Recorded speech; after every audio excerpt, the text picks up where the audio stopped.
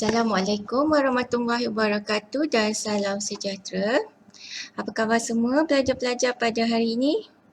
Okey, saya harap semua berada dalam keadaan sihat sepanjang PKP ini. Teruskan stay at home dan jaga diri baik-baik. Okey, hari ini kita terus belajar. Tajuk kita pada hari ini adalah Bank Perdagangan. Okey, cuba kamu perhatikan di sekitar kamu. Berikan contoh-contoh bank perdagangan yang ada di sekitar tempat tinggal kamu. Okey, ya, contoh bank perdagangan yang ada di sekitar kita adalah Affin Bank, Alliance Bank, M Bank, CIMB Bank, Hong Leong, Maybank, Public Bank, RHB dan ada banyak lagi bank perdagangan di Malaysia. Okey. Jadi apakah itu sebenarnya bank perdagangan? Bank perdagangan merupakan sebuah institusi kewangan yang dimiliki oleh pihak swasta yang bermotifkan keuntungan. Jadi bank perdagangan ni tujuan utama dia adalah untuk mendapat untung. Okey.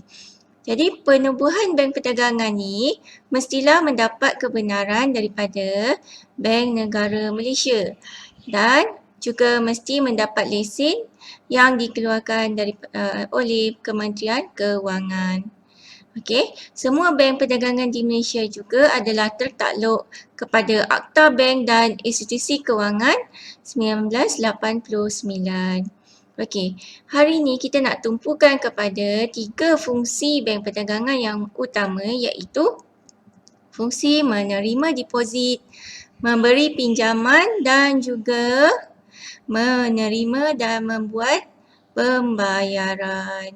Okey, sekarang kita pergi kepada fungsi bank perdagangan yang pertama iaitu menerima deposit. Okey, deposit ni maksudnya ialah simpanan. Okey, jadi di sini bank perdagangan menerima simpanan daripada pelbagai pihak dan masyarakat sama ada pelajar, pekerja, peniaga, badan-badan korporat dan lain-lain. Okey. Akaun simpanan ni boleh dibuka oleh sesiapa saja. Okey, rasanya ramai pelajar yang ada akaun simpanan ni. Okey. Jadi bila buka akaun simpanan, kita akan dapat buku bank dan juga kad ATM. Okey. ATM ni ialah Auto Teller Machine. Okey, itu dalam bahasa Inggeris. Dalam bahasa Melayu dipanggil sebagai kad juru wang elektronik. Jadi kad ATM ni lah yang kita gunakan untuk keluarkan duit pada bila-bila masa dan di mana-mana sahaja dengan menggunakan mesin ATM. Okey. Jadi sekarang ni lebih mudah lagi sebab semua bank telah menggunakan sistem MAPS. Okey, MAPS ni maksudnya kita boleh keluarkan duit, okey, di mana-mana mesin ATM. Okey, contohnya kita ada kad ATM Bank Rakyat, okey. Tapi kita pergi ke Aeon, Jasco, okey, tapi di situ tak ada pula mesin ATM Bank Rakyat. Jadi kita boleh keluarkan duit juga gunakan mana-mana mesin ATM. Contohnya ada mesin ATM Maybank ataupun RHB Bank. Okey, apa lagi yang kita boleh buat dengan akaun simpanan ni? Dan bila ada akaun simpanan, kita juga boleh buat pemindahan wang iaitu transfer. Kita nak buat pembayaran kepada pihak lain. Okey, jadi ini boleh dibuat sama ada kita boleh buat dekat mesin ATM ataupun sekarang ni lebih mudah bila ada online banking iaitu perbankan internet. Bila ada perbankan internet, macam-macam urusan kita boleh buat. Bukan sahaja boleh transfer ataupun kita boleh juga nak bayar bil, okay, nak bayar ansuran macam rumah, kereta, okay, nak bayar cukai tanah, nak bayar cukai harta dan sebagainya. Okay. Sekarang kita tengok pula akaun yang kedua iaitu akaun simpanan tetap. Okey. Akaun simpanan tetap ni nak buka dia perlukan jumlah permulaan yang lebih banyak. Mungkin dalam 10,000, 20,000 ataupun 30,000. Jumlah minimum tu tengok pada bank-bank tertentu. So bank akan bagi tahu berapakah jumlah minimum untuk buka akaun simpanan. Okey, bila buka akaun simpanan, kita tak akan dapat kad ATM. Okey, apa yang kita akan dapat? Kita akan dapat sijil simpanan. Okey, jadi sijil simpanan ni lah yang kita kena simpan dan untuk kita tebus balik. Maksudnya bila kita nak keluarkan semula duit tu, so kita tunjukkan sijil simpanannya diberi oleh bank tadi. Okey. Akaun simpanan tetap ni memberi faedah yang lebih tinggi. Okey, sama ada 2%, 3% ataupun 4%. Tengok pada bank masing-masing. Okey. Okey, lepas ni nanti saya akan tunjukkan contoh bank yang menawarkan akaun simpanan tetap. Okey. Jadi akaun simpanan tetap ni kita boleh simpan dalam tempoh 3 bulan, 6 bulan, 9 bulan, 12 bulan ataupun seterusnya. Okey, jadi lagi lama kita simpan, lagi banyak faedah yang kita akan dapat. Okey, kita pergi kepada akaun yang ketiga iaitu akaun semasa. Okey, akaun semasa biasanya dibuka oleh orang yang hendak menggunakan kemudahan cek dan juga kemudahan overdraft. Okey. Nak buka akaun semasa ni, syarat dia lebih ketat daripada akaun simpanan biasa dan akaun simpanan tetap. Sebab dia ada bank yang perlukan perujuk. Contohnya kalau kita nak buka akaun simpanan dekat bank-bank, so kita pun kena carilah kawan-kawan kita ke yang ada akaun simpanan dekat akaun semasa dekat Maybank dan dia nak mencadangkan kita untuk buka akaun semasa di Maybank. Okey, jadi syarat dia lebih ketat. Okey. Jadi bila buka akaun semasa kita akan diberi buku cek. So kemudahan buku cek ni kita boleh gunakan untuk membuat pembayaran. Okey. Seterusnya kita pergi kepada fungsi bank perdagangan yang kedua iaitu memberi pinjaman. Okey, jadi ada 5 cara bank perdagangan memberi pinjaman kepada masyarakat. Okey, yang pertama adalah melalui kemudahan overdraft. Okey, overdraft tadi hanya boleh digunakan oleh pemegang akaun semasa saja. Jadi maksudnya hanya orang yang ada akaun semasa saja boleh mohon pinjaman overdraft. Jadi apakah sebenarnya maksud pinjaman overdraft tu Jadi overdraft ni maksudnya kemudahan yang kita diberikan kepada akaun semasa, pemegang akaun semasa untuk keluarkan duit lebih daripada baki yang ada dalam akaun dia. Okey, contohnya katakanlah Encik Ali ada duit sebanyak 20,000 di dalam akaun semasa di Maybank. Okey. Tapi dia perlukan duit sebanyak 30,000 dalam masa yang singkat kerana mungkin dia menghadapi masalah kewangan dalam perniagaannya dan dia hendak membayar gaji pekerja. Jadi dekat sini 20,000 tadi dia akan ambil daripada duit yang sedia ada dalam akaun Encik Ali. Jadi lagi 10,000 tu dikira sebagai pinjaman. Jadi Encik Ali perlu membayar balik kepada Maybank sebanyak RM10,000 berserta dengan faedah yang ditetapkan oleh bank. Okey, jadi faedah dia agak tinggi dekat sini. Okey, jadi nak buat pinjaman overdraft ni kita tak perlukan cagaran ataupun penjamin dan kita boleh keluarkan wang ikut keperluan. Okey, biasanya orang buat pinjaman overdraft ni untuk menyelesaikan masalah-masalah aliran tunai dalam perniagaan. Contohnya dia nak bayar gaji pekerja, nak bayar sewa kedai ataupun dia nak beli stok yang baru. Okey. Jadi kekurangan pun ada juga. Overdraft ni faedah dia tinggi. Okey. Lepas tu bukan semua orang yang ada akaun semasa dapat kemudahan overdraft. So bank akan tengok juga keadaan kewangan kita. Okey, dia akan tengok sama ada kita mampu ke tidak. Baru dia akan luluskan kemudahan overdraft ni. Okey, kemudian dia ada had tertentu. Okey. Okey, kita pergi pada pinjaman yang kedua iaitu pinjaman peribadi. Okey. Jadi peribadi ni maksudnya personal. Okey, personal.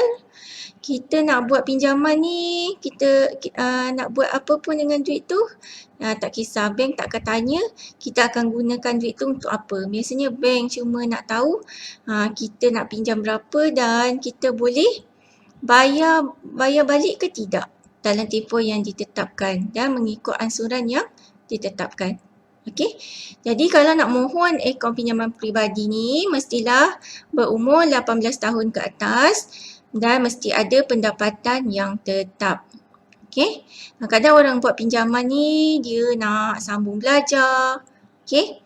Ataupun dia nak beli barang tahan lama, contohnya macam dia nak beli perabot ke, nak beli komputer ke, okey. Jadi pinjaman peribadi ni tak perlukan cagaran. Okey. Okey, jenis pinjaman yang ketiga adalah pinjaman bercaga.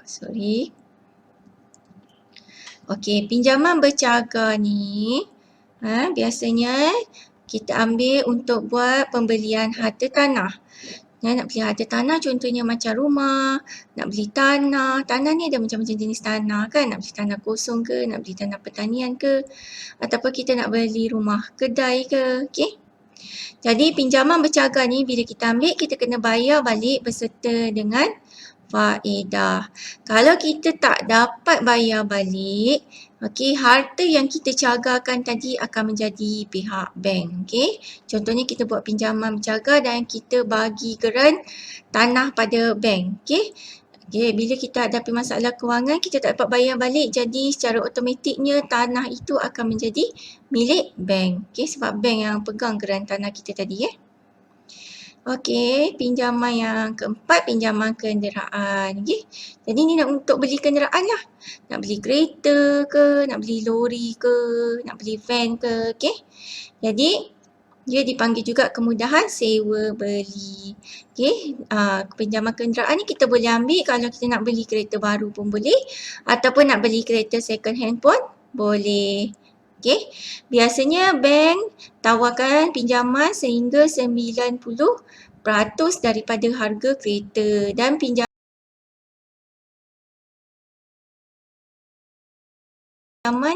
boleh dibayar balik sehingga paling lama 9 tahun. Tapi ada juga sekarang ni bank yang offer pinjaman 100% untuk beli kereta. Okey. So pinjaman kereta pun kenderaan ni sama juga, dia kena bayar faedah dan kita kena bayar secara ansuran setiap bulan. Okey. Yang kelima, pinjaman kad kredit. Okey, kenapa kad kredit ni dikatakan sejenis pinjaman? Okey, kredit ni maksudnya ialah hutang.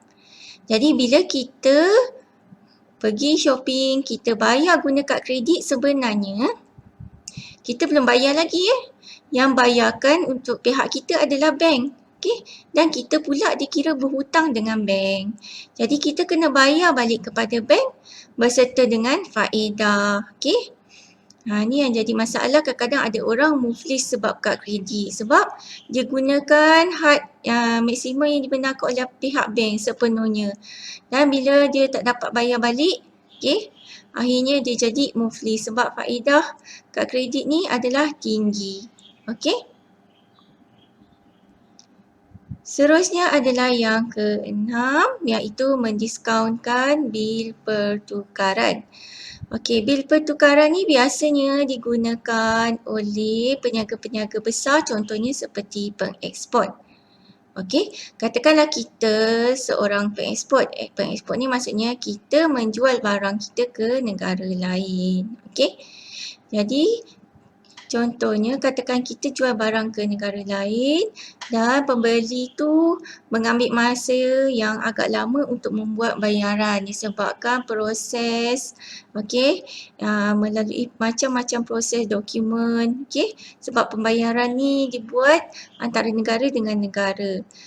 Katakanlah bayaran tu cuma akan dapat dalam masa 3 bulan lagi. Tapi kita nak pakai duit sekarang. Jadi macam mana kita nak buat? Kita boleh bawa Okey, bil pertukaran tadi pergi ke bank. Okey, pergi ke bank, kita tunjukkan bil pertukaran itu pada bank. Jadi, bank akan bagi pendahuluan duit pada kita. Maksudnya bank akan bayarkan kepada pembeli tadi bagi pihak kita. Okey, contohnya sepatutnya kita dapat duit sebanyak RM100,000. Sepatutnya tadi pembeli tadi bayar kat kita RM100,000. Okey, tapi bila kita nak pakai duit cepat, kita pergi ke bank buat diskaun bil pertukaran. Bank bagi kita contohnya katakan RM97,000. Jadi RM3,000 tu dikirakan sebagai caj perkhidmatan kepada bank sebab dia mendahulukan duit kita, duit dia untuk kita. Okey, sebab dia dah buat pendahuluan dulu untuk kita. Okey, jenis seterusnya kita masuk kepada jenis fungsi bank perdagangan yang ketiga, iaitu menerima dan membuat bayaran. Okey. Jadi cara yang pertama kita nak buat bayaran adalah melalui cek. Okey, ni untuk orang yang ada akaun semasa sahaja.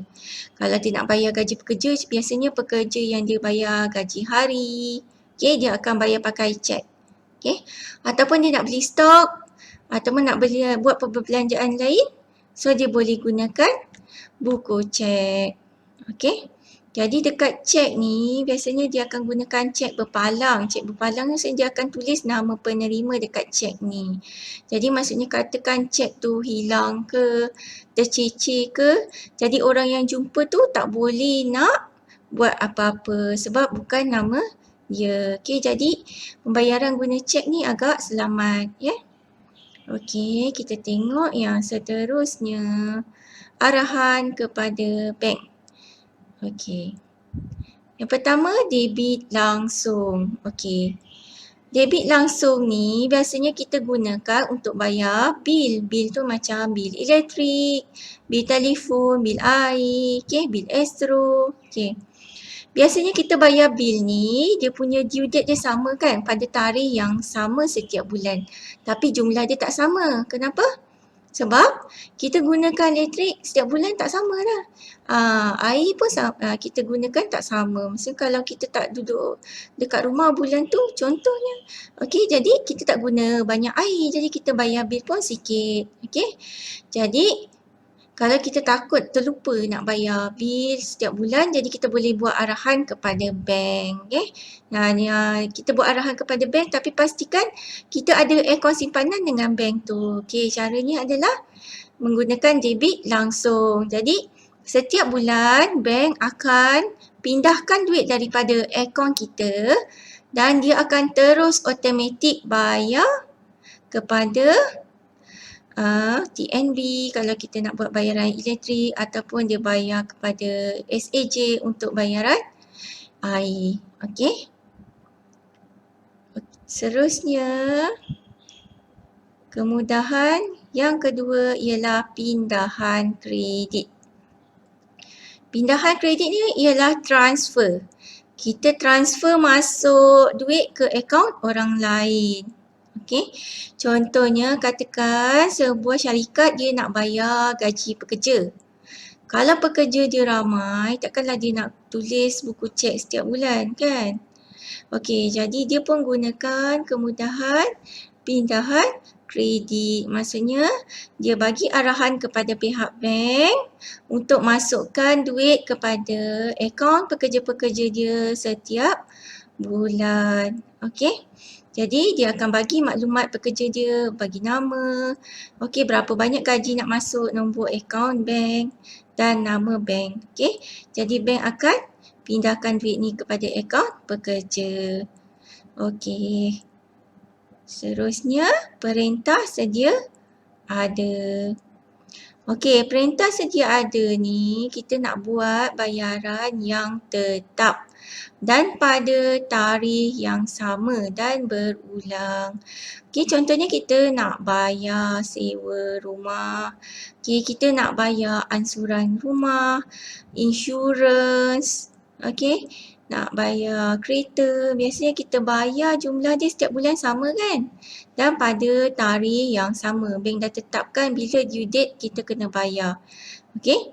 Jadi kat sini kita gunakan perintah sedia ada. Okey? So jangan keliru antara debit langsung dan perintah sedia ada tadi So ingat keyword dia tadi debit langsung untuk bayar bil. Okey, jumlah tak sama pada tarikh yang sama. Tapi kalau perintah sedia ada untuk bayar ansuran rumah, okey, pada tarikh yang sama dan jumlah bayaran yang sama. Okey, kemudian draft bank. Okey, draft bank ni ialah cek. Apa beza draft bank dengan sistem cek yang tadi tu? Okey, draft bank ni boleh digunakan untuk orang yang tak ada akaun semasa. Contohnya kita tak ada akaun semasa tapi kita nak buat bayaran pakai cek. So, kita boleh gunakan kemudahan draft bank. Okey. Okey, contohnya katakan kita nak bayar deposit rumah. Okey. Harga rumah contohnya RM500,000 dan kita kena bayar deposit sebanyak RM50,000 kepada pihak pemaju perumahan. Jadi takkanlah kita nak keluarkan nak keluarkan duit sebanyak RM50,000 tu daripada bank, okey, bawa duit RM50,000 tu pergi ke pemaju. Jadi bahaya. Lepas tu nak kira lagi pun susah kan? Jadi kita pergi saja ke bank cakap kita nak buat draft bank. Jadi, bank tu dia akan tolak terus RM50,000 tu daripada akaun kita. Okey? Dia tolak terus dan dia akan typekan cek. Okey? Dan dia akan ambil sedikit bayaran untuk menyediakan cek tersebut. Okey? Jadi, kita pun bawa saja cek tersebut pergi ke pemaju tadi untuk bayar sebanyak RM50,000. Jadi, dia lebih selamat kan? Kalau cek tu terhilang ke, kena hujan ke kat tengah jalan, kita boleh buat yang baru. Okey? Jadi berbanding kalau kita bawa duit tadi tu dia lebih bahaya. Okey, yang seterusnya adalah kad juruang elektronik. Kad juruang elektronik ni adalah kad ATM, auto teller machine ataupun nama popular dia kad debit. Dia dipanggil kad debit tadi Kad debit tadi saya dah terangkan dalam tajuk akaun simpanan. Okey, sekarang ni saya nak tumpukan kepada macam mana kad kredit digunakan untuk buat pembayaran. Okey, contohnya katakan kita nak top up kad Touch and Go di mesin ATM. Okey, so kita pun pergi ke mesin ATM yang ada tulis Touch and Go. Bukan semua mesin ATM ada So kita kena tengok betul-betul mesin ATM tu ada label Touch and Go. So kita boleh top up Touch and Go kita menggunakan kad ATM kita. Ataupun kita nak beli prepaid pun boleh juga. Nak beli prepaid gunakan mesin ATM. Ataupun kita nak buat bayaran, nak pergi shopping, kita pergi shopping, kita pergi pasar raya ke, nak isi minyak ke, kita boleh bayar guna kad debit. Okey. Jadi bila guna kad debit ni dia akan tolak terus akaun, tolak terus duit daripada akaun kita. Jadi kita tak adalah berhutang. Okey. Kelebihan dia kita tak payah nak bawa duit banyak-banyak, lebih selamat. Okey. Okey, seterusnya kad kredit. Tadi kad debit, sekarang kad kredit. Kad kredit ni kad hutang. Okey, kad kredit ni tadi dah ada dalam tajuk pinjaman kan? Sebab kad kredit ialah kad hutang. Maksudnya bila kita guna kad kredit, kita dah kira berhutang dengan bank. Okey, sekarang kad kredit juga masuk dalam tajuk membuat pembayaran. Sebab kita pergi shopping contohnya, kita bagi kad kredit, kita membuat pembayaran melalui kad kredit. Lepas tu kita kena bayar balik secara ansuran. Okey.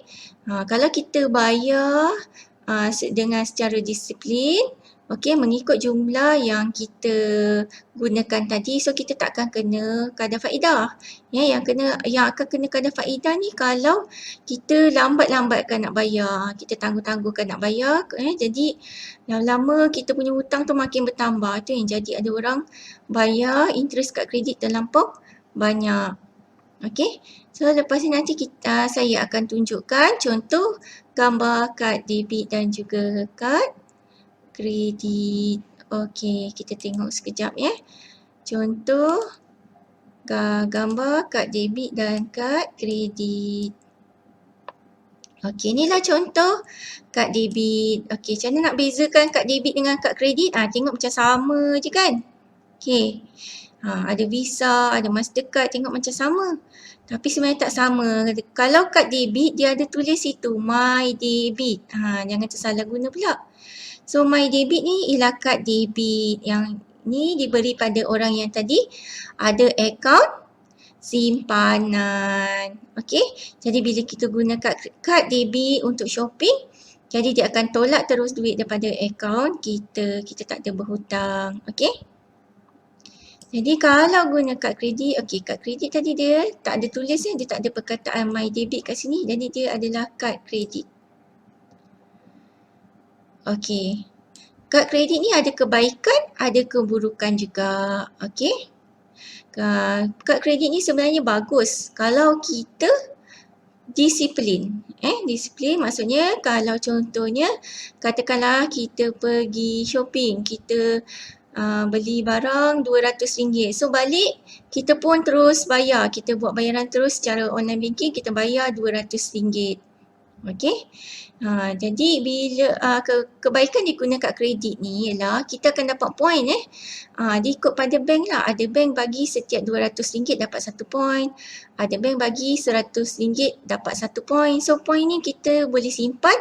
Nanti kita boleh guna untuk tukar barang. Okey, contohnya saya selalu gunakan kad kredit untuk beli barang, untuk isi minyak. Okey. So bila saya beli laptop, okey, so cek balik poin kad kredit. Boleh tolak RM150. Jadi saya dah jimat RM150 dah nak beli laptop tu. Okey. Jadi kebaikan dia lagi ialah dia lebih selamat sebab sekarang ni kad kredit dia ada ciri-ciri keselamatan yang lebih tinggi. Okey. Tak macam dulu kan. Okey, dulu ada banyak kes orang curi kad kredit so dia boleh guna dekat stesen minyak. So, sekarang ni kad kredit lebih selamat. Okey. Jadi kalaulah katakanlah kita terhilang kad kredit ni, macam mana kita kena buat? Kita terus telefon pihak bank, okey, untuk stopkan kita punya penggunaan kad kredit ni dan kita terus buat kad kredit yang baru, okey. Berbanding kalau kita bawa duit, okey, dia lebih bahaya. Jadi senang kan, kita bawa saja kad ni pergi mana-mana, kita boleh buat bayaran. Okey, keburukan dia adalah bagi orang yang tak disiplin. Tak disiplin tu maksudnya, okey, dia gunakan kad kredit ni, okey, contohnya bank bagi limit kadang-kadang sampai RM10,000 kan. So dia pun guna secara maksimum, okey. Dia tak sedar, dia shopping, belanja. Okey, sekali rupanya dah guna sampai maksimum. Lepas tu nak bayar balik, jadi masalah kan. Nak bayar balik baru terasa rupanya interest dia tinggi. Okey, so kita bayar rasa macam pokok tu tak gerak je. Okey, jadi dia memberikan keburukan pada orang yang tak tahu disiplin, tak berdisiplin menggunakan kad kredit. Okey, lagi satu, kad kredit ni dekat belakang kad kredit ni ada 3 nombor keselamatan. Okey, biasanya bila kita nak buat pembayaran guna kad kredit, dia akan gunakan 3 nombor keselamatan kat situ dan password dia ialah kita gunakan nama ibu. Jadi kalau ada sesiapa yang telefon, okey, dia minta 3 nombor keselamatan dekat belakang tu, jangan bagi. Sebab bila kita bagi, dia boleh salah gunakan kad kredit tu. Okey? Sekarang ni ada banyak macam-macam kes penipuan kad kredit melalui telefon. Okey? Contohnya saya sendiri, saya kongsikan pengalaman saya pernah dapat telefon daripada Bank Negara Malaysia. Saya pun terkejut pula macam mana Bank Negara Malaysia boleh telefon orang ramai kan. Okey, dia kata awak ada kad kredit Aeon tak? Dan awak ada gunakan tak kad kredit Aeon ni di Singapura? Kebetulan masa tu saya baru je masuk Singapura. Okey. Okey, jadi saya pun memang sangat terkejut lah kan. Okey, dia kata ada orang gunakan kad kredit saya di Singapura. Jadi dia nak tolong buatkan laporan di Bank Negara. Okey, tapi nasib baik masa tu saya pun tak panik. Saya tanya dia balik, boleh tolong check kad Bila tarikh saya masuk Singapura tu ya, dia pun cakap, oh sekejap bulan 12. Lepas tu saya pun jawab balik, oh tapi saya masuk Singapura masa tu bulan 3. Lepas tu dia pun marah, dia terus hempas telefon tu. Okay, nampak sangatlah dia sebenarnya nak menipu. Okay, jadi bila kita dapat call daripada bank ni, okay, kadang-kadang sindiket penipuan pun bukan daripada bank. Okay, manalah ada bank negara telefon orang ramai kan. Okay, kita jangan panik. Okay, jangan panik, terus bagi kita punya password, okay, bagi kita punya maklumat semua. Okay, jadi kita jawab saja secara profesional. Okay, jangan panik. Okay, so kita sambung seterusnya tadi. Kita nak masuk pula perkhidmatan-perkhidmatan lain yang disediakan oleh bank perdagangan. Okay, perkhidmatan lain yang disediakan oleh bank perdagangan, contohnya adalah pelaburan emas. Okay, saya besarkan sikit Okay, kita tengok pelaburan emas. Sekarang ni emas harga dia makin lama makin naik. Okay, seorang beli emas, biasanya dia akan beli masa emas ni harga rendah dan dia akan jual balik bila harga emas ni naik. Okay,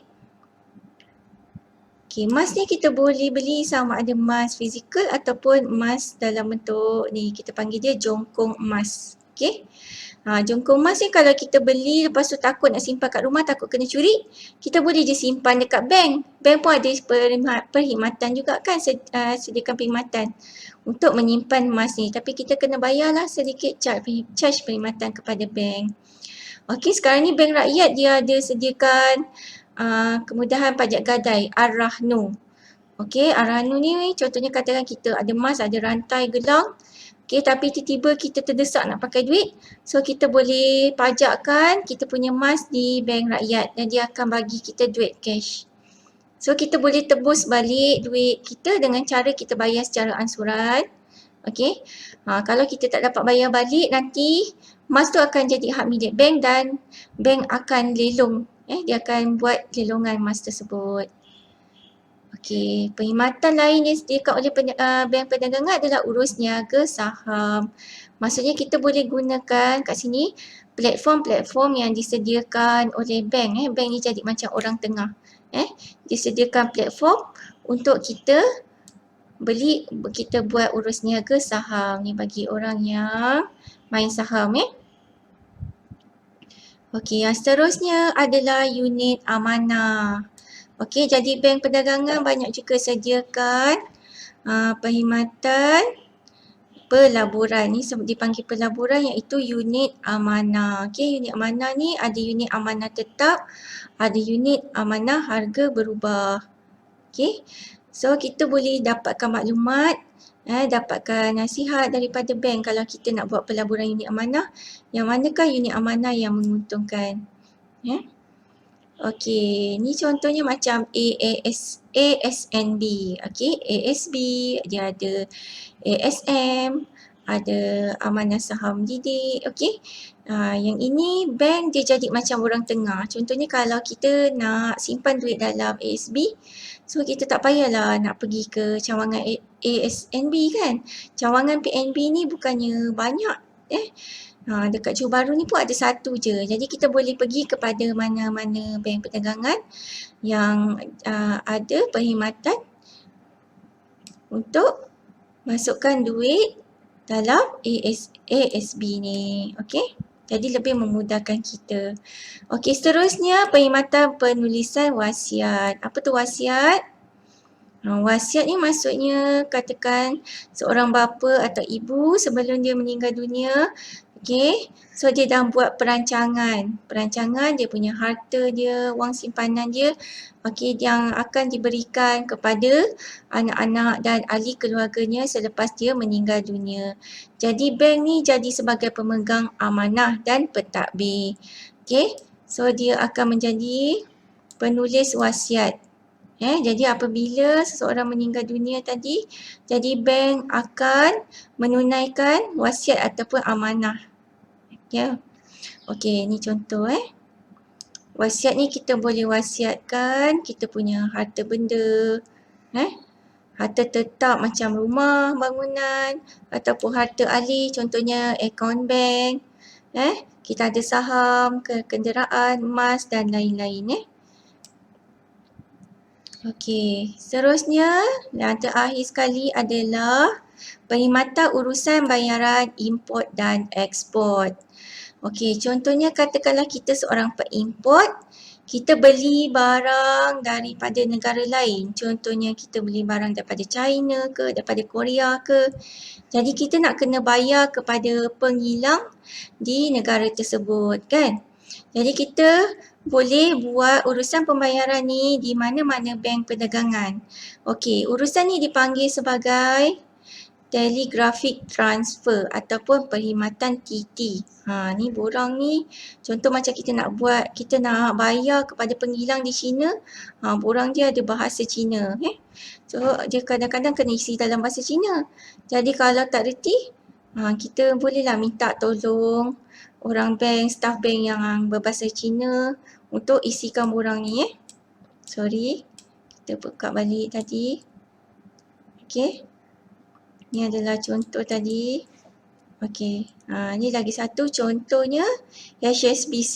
HSBC dia nak buat bayaran kepada pengilang di Hong Kong. Okey, jadi dia boleh gunakan perkhidmatan telegraphic transfer di mana-mana bank perdagangan.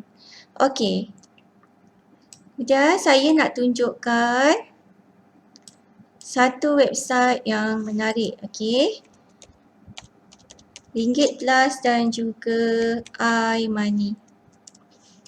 Okey, kita tengok apa kegunaan website Ringgit Plus dan juga iMoney ni.